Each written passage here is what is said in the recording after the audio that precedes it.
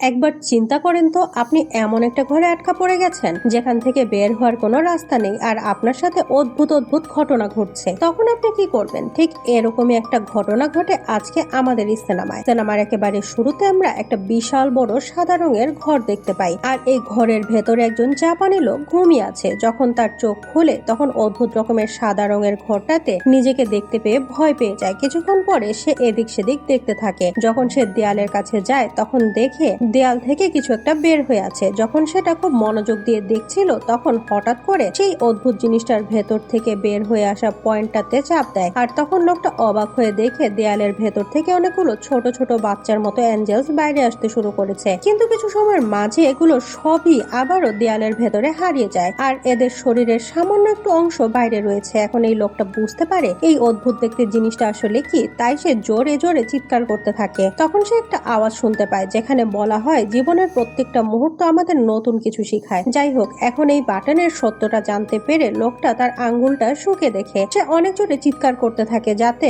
আশেপাশে যদি কেউ থাকে তাহলে যেন তাকে সাহায্য করতে আসে। কিন্তু তার অনেকক্ষণ ধরে চিৎকার করার পরেও কেউ তাকে সাহায্য করার জন্য আসে না, তাই সে একের পর এক বাটন প্রেস করতে শুরু করে, আর এই প্রত্যেকটা বাটন থেকে নতুন নতুন জিনিস ঘরের ভেতরে আসে, কখনো টুথব্রাশ, আবার কখনো বিশাল বড় ফুলদানি। এখন এই লোকটা খেয়াল করে একটা বাটন প্রেস করলে শুধুমাত্র পার্টিকুলার কোনো জিনিসই বাইরে আসে। সে তার এই থিওরি টেস্ট করার জন্য একটা বাটন বারবার প্রেস করতে থাকে। ঘরের ভেতরে অনেকগুলো চপস্টিক জমা হয়ে যায়, কিন্তু যখন সে পরবর্তী একটা বাটন প্রেস করে তখন একটা শপিং কার্ট বাইরে আসে, আর খুব জোরে তার পায়ে লাগে, যে জন্য সে ব্যথায় চিৎকার করে ওঠে। যখন সে আরেকটা বাটন প্রেস করে তখন সেই বাটনটা ট্রান্সফর্ম হয়ে একটা বাচ্চার পেছনের অংশ হয়ে যায়, আর এটা তার মুখের উপরে গ্যাস ছেড়ে দেয়। এখন এই লোকটা বিভিন্ন ধরনের বাটন প্রেস করে অনেকগুলো জিনিস ঘরের ভেতরে জমা করে। যখন সে একটা বল নিয়ে খেলছিল তখন একটা বাটনে গিয়ে লাগে, এর ফলে খুব মজার সুশি বাইরে আসে। এটা দেখে লোকটা অনেক খুশি হয় কারণ তার অনেক ক্ষুধা লেগেছিল। এখন এই লোকটা চিন্তা করছিল যদি সুশির সাথে সয়া সস পেত তাহলে খুব ভালো হতো, কিন্তু তার প্রত্যেকবার বাটন প্রেস করার পরেও শুধুমাত্র সুশি বের হতে থাকে, তাই সে এখন যা পেয়েছে তাই খেয়ে নেয়। যখন খাবার শেষ হয়ে যায় তখন সে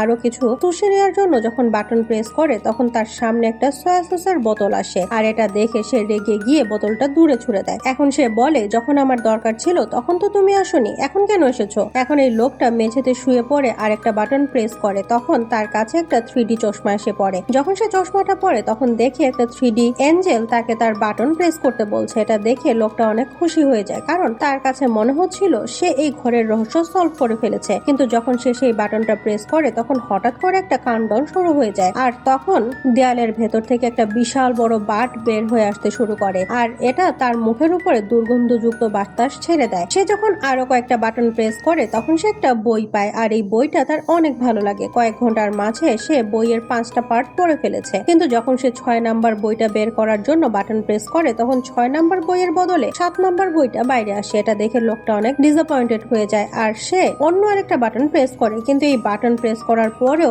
8 এবং 9 নাম্বার বই বাইরে আসে। এখন 6 নাম্বার বইটা পড়ার জন্য সে অস্থির হয়ে গেছে, তাই সে আরেকটা বাটন প্রেস করে, কিন্তু তখন তার পেছনে একটা দরজা খুলে যায়, আর এটা দেখে লোকটা অনেক খুশি হয়। সে চিন্তা করে এখন ফাইনালি সেই ঘরের ভেতর থেকে বাইরে যেতে পারবে, কিন্তু তার এই এক্সাইটমেন্টের ফলে সে ভুলে গেছে দরজাটা কোন বাটন দিয়ে খুলেছিল, তাই সে র্যান্ডমলি যে কোনো বাটন প্রেস করতে থাকে। যখন সে প্রথম বাটনটা প্রেস করে তখন একজন আফ্রিকান লোক বের হয়ে একটা দেয়ালের সাথে মিশে যায়। দ্বিতীয় বাটন প্রেস করার ফলে তার মাথার উপরে পানি পড়তে থাকে, কিন্তু ফাইনালি তৃতীয়বার সে দরজাটা খুলে ফেলতে পারে। কিন্তু যখন সে ছুটে সেই দরজাটার কাছে যায় তখন দরজাটা বন্ধ হয়ে যায়। সে যতবারই বাটন প্রেস করে দরজার কাছে যায় ততবারই সেই দরজাটা বন্ধ হয়ে যায়। এখন এই লোকটা বুঝতে পারে যতক্ষণ বাটন প্রেস করে রাখা হবে ততক্ষণ দরজাটা খোলা থাকবে। এখন এই লোকটা রানিং পজিশন নিয়ে বাটনটার উপরে দাঁড়িয়ে থাকে যাতে করে সে দ্রুত সেই দরজাটার কাছে পৌঁছাতে পারে, কিন্তু যখন সে দরজাটার কাছে পৌঁছানো চেষ্টা করে তখন সেটা আবারও বন্ধ হয়ে যায়। এরপরে সে আরো বিভিন্ন ধরনের কৌশল অ্যাপ্লাই করে, কিন্তু কোনোটাই কাজ করে না। সে শপিং কার্টে করে দ্রুত দরজাটা পর্যন্ত পৌঁছাতে চায়, কিন্তু তারপরেও সে ফেল করে। এখন এই লোকটা তার ব্রেন ইউজ করে সেই ফুলদানি এনে একটা বাটনের উপরে রেখে দেয়, কিন্তু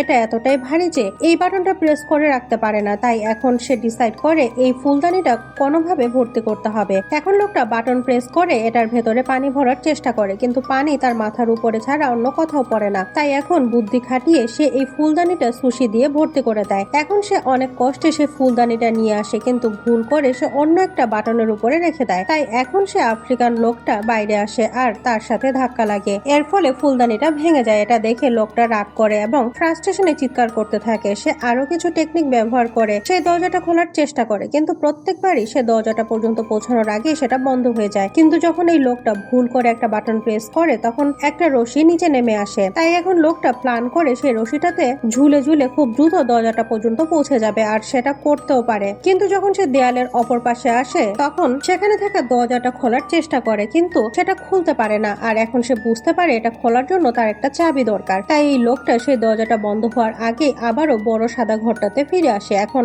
লোকটা রেগে গিয়ে দরজায় লাথি মারে। তখন একটা চাবি হঠাৎ করে বের হয়ে এসে ভাসতে শুরু করে, কিন্তু দরজাটার মতোই এই চাবিটা বাটন ছাড়ার সাথে সাথে হারিয়ে যায়। এখন এই লোকটাকে কোনো একটা উপায় বের করতে হবে যাতে করে সে চাবিটা নিয়ে দ্রুত আবারও দরজাটার অপর পাশে যেতে পারে। কিন্তু যখন সে আবারও সেই চাবিওয়ালা বাটনটা প্রেস করে তখন দেয়ালের ভেতর থেকে একটা কুকুর বের হয়ে এসে তার উপরে বার্ক করতে শুরু করে। এখন লোকটা আবারও কনফিউজড হয়ে যায়, কারণ সবগুলো বাটন একই রকম দেখতে। এখন এই লোকটা সঠিক বাটন খুঁজে বের করে সেটার উপর একটা সুশি রেখে দেয়। বেশ কয়েকবার ফেল অ্যাটেম্পের পরে সে চাবিটা নিয়ে দরজার কাছে পৌঁছায়, কিন্তু এখনো সমস্যা শেষ হয়নি, কারণ এই দরজাটা চাবিটা দিয়ে খুলবে ঠিকই, কিন্তু তার উপরে একটা নাম্বারওয়ালা লক লাগানো আছে। তাই সে আবারও দ্রুত এখান থেকে বের হয়ে আসে, আর তখন তার পেছনে অনেক জোরে দরজাটা লেগে যায়। এখন এই লোকটা এতটাই ফ্রাস্ট্রেটেড হয়ে যায় যে সে পরে থাকা প্লাঞ্জার তুলে দূরে ছুড়ে দেয়, কিন্তু যখন একটা বাটনে গিয়ে লাগে তখন সে আফ্রিকান লোকটা আবারও বাইরে আসে। কিন্তু এখন এই জাপানি লোকটা নোটিস করে এই আফ্রিকান লোকটার মাথায় 3টা নাম্বার লেখা আছে, আর হয়তো এই নাম্বার দিয়ে সে দরজার লোকটা খুলতে পারবে। এখন এই লোকটা আফ্রিকান লোকের মাথায় লেখা নাম্বারটা দিয়ে সেই নাম্বার লোকটাও খুলে ফেলে। এরপরে দরজাটা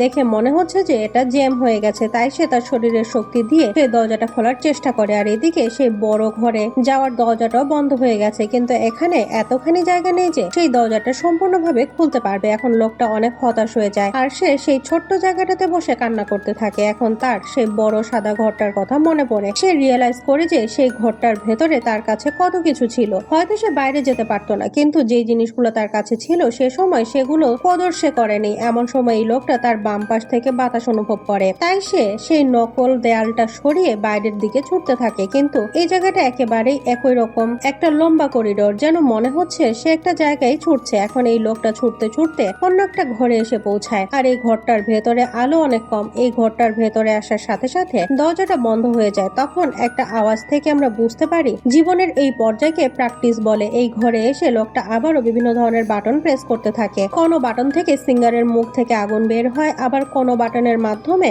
রাশিয়ার কোনো জাদুকরের জাদু ফেল হয়ে যায়। অন্য আরেকটা বাটন প্রেস করার সাথে সাথে চায়না একজন ব্যক্তি তার কুকুরের উপরে বার্ক করতে শুরু করে। এই লোকটা খেয়াল করে এর আগের ঘরটার মতো এই ঘরে কোনো ছাদ নেই, বরঞ্চ একটা জায়গা থেকে আলো আসছে, আর সেখানে অনেক অ্যাঞ্জেলস উড়ে বেড়াচ্ছে। এখন এই লোকটার মাথায় অন্য একটা আইডিয়া আসে। এই লোকটা এখন এই বাটনগুলো প্রেস না করে এর বদলে সেগুলো দিয়ে বাইরে যাওয়ার চেষ্টা করবে। এখন এই লোকটা প্রায় সফল হয়েই গেছে, আর প্রত্যেকটা বাটন প্রেস করার সাথে সাথে পৃথিবীতে কিছু একটা হতে থাকে। ফুল ফুটে, আবার কত হাতি পিছলে পড়ে যায়। সে যত উপরে উঠতে থাকে ততই কেউ জ্যাকপট পায়, আবার মানুষ চাঁদ পর্যন্ত পৌঁছে যায়। যতক্ষণে সে উপরে উঠে ততক্ষণে তার দাড়ি এবং চুল অনেক বড় হয়ে গেছে, আর এখন তার দেয়াল বেয়ে ওঠার কোনোই দরকার নেই। স্বর্ণ অ্যাঞ্জেলস এর মতো বাতাসে উঠতে পারে। এখন একটা ভয়েস ওভার থেকে আমরা বুঝতে পারি এই লোকটা ঈশ্বরের সমান মর্যাদা পেয়ে গেছে। এখন সম্পূর্ণ পৃথিবী তার ইচ্ছা অনুযায়ী চলবে। এই লোকটা চারদিকে সাদা রঙের পালক উঠতে শুরু করে, আর এগুলো তাকে শেষ ঘর পর্যন্ত নিয়ে আসে। এই ঘরের দেয়ালে সম্পূর্ণ পৃথিবীর ম্যাপ আঁকা আছে। শুধু তাই না, এখানে সব থেকে বড় বাটনটা রয়েছে। এখন এই লোকটা সেই বাটনটা প্রেস করার জন্য সামনে এগিয়ে যায়, আর এর সাথে সিনেমাটা এখানেই শেষ হয়ে যায়।